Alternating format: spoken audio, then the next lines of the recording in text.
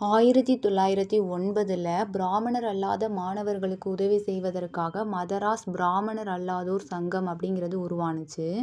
1912 doctor C. Natesanar அவர் ஒரு மருத்துவர். அவர் மதராஸ் ஐக்கிய கழகம் அப்படிங்கிற ஒரு அமைப்பை உருவாக்கியிருக்காரு. அது பின் நாட்களில் பார்த்தோம்னா மதராஸ் திராவிடர் சங்கம் அப்படின்னு சொல்லி மாறிடுச்சு. அதுக்கப்புறமேட்டு அந்த பிராமணர் அல்லாத மாணவர்களுடைய கல்வி படுவதனால அவங்களுக்காக ஒரு தங்கும் விடுதி அமைச்சாங்க.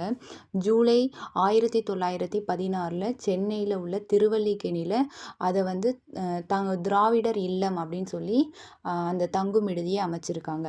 அதுக்கப்புறம் தென்னிந்திய நல உரிமை சங்கம் அப்படின்னு சொல்லக்கூடிய நீதி கட்சி எப்படி உருவாச்சு அப்படின்னு பார்த்தோம்னா 1916 நவம்பர் மாதம் 20 டாக்டர் நடேசனார், பி.டி. தியாகராயர், டி.எம். நாயர் மற்றும் அலமேலு மங்கை தாயாரம்மாள் அவங்களோட ஒரு 30 பேர் உட்பட எல்லா பிராமணர் அல்லாத தலைவர்களும் சேர்ந்து தான் தென்னிந்திய நல உரிமை சங்கம் அப்படிங்கிற அமைப்பை உருவாக்குனாங்க. அப்புறம் டிசம்பர் மாதம் 1916 விக்டோரியா பொது அரங்கில் நடைபெற்ற கூட்டத்திலையும் பிராமணர் அல்லாதவர்களுக்கான அறிக்கையும் வெளியிட்டாங்க. டிசம்பர் மாதம் 1916. அப்புறமேட்டு இந்த நீதி கட்சின்னு சொல்லக்கூடிய இவங்களுக்காக ஒரு பத்திரிகை வெளியிட்டிருக்காங்க. தமிழில் திராவிடன், ஆங்கிலத்தில் ஜஸ்டிஸ், தெலுங்குல ஆந்திர பிரகாசிகா அப்படிங்கிற பத்திரிகையை வெளியிட்டிருக்காங்க. நீதி கட்சியுடைய தேர்தல் வந்து பார்த்தோம்னா மாண்டெகு செம்ஃபோர்ட் சீர்திருத்தத்தின்படி 1920 முதல் தேர்தல் நடைபெற்றது. அதில் வந்து பார்த்தோம்னா சென்னை மாகாணத்தில் பார்த்தோன்னா சுப்புராயலு அப்படிங்கிறவர் வந்து பார்த்தோன்னா முதலமைச்சராக மாறுறாரு. அப்புறம் நீதி கட்சி 1920, 23, 23, 26 3 வருஷத்துக்கு ஒருக்கா தேர்தல் நடைபெற்றுச்சு. 1937 வரைக்கும் நீதி கட்சி ஆட்சியில் இருந்துச்சு. அதுக்கப்புறம் காங்கிரஸ் வந்துட்டாங்க.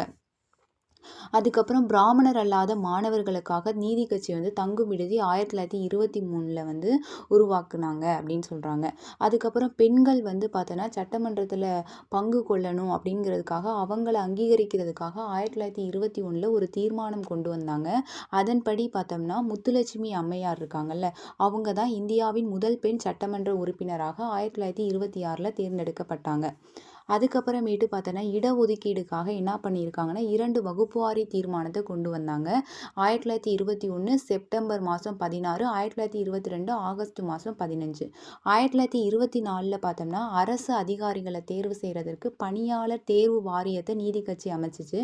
அது 1929 பொது பணியாளர் தேர்வாணையமாக மாறிடுச்சு.